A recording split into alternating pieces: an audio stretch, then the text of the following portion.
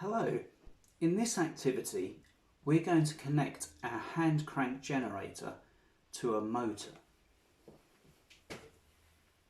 Here's our motor. We can see the circuit symbol here.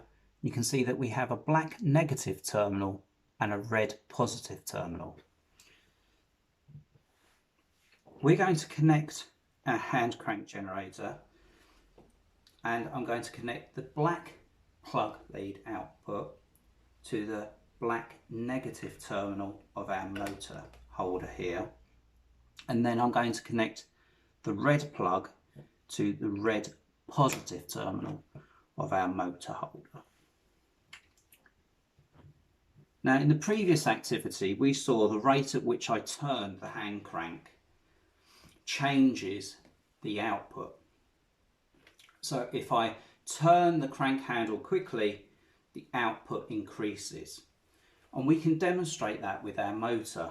We've got a propeller or a fan on top of our motor here. If I turn the crank handle in the clockwise direction, you can see that our motor spins, and if I turn it slowly, hopefully you can see that our fan turns slowly. But if I increase the rate at which I turn the crank handle, hopefully you can see that our motor spins quicker because it's receiving a higher voltage output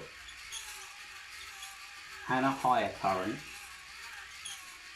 and that's causing our propeller or fan to spin more quickly too.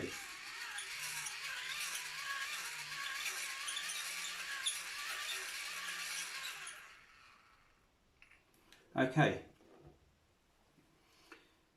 now perhaps we'll investigate what happens if I turn the crank handle in an anti-clockwise direction. Very slowly you can see that our fan or propeller is spinning the other way. So our motor is turning into relation to which direction we're using the hand crank.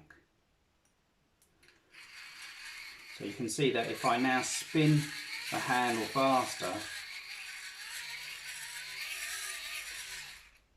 our propeller turns more quickly, spins more quickly. Now that might have some good uses. So one positive use that you could use that in an active real life scenario might be a remote controlled car. So you have a forward and reverse motion when you're using it. So we've managed to show that using our hand crank generator we can operate our motor, and then depending on which way we turn our handle depends on which way our motor operates.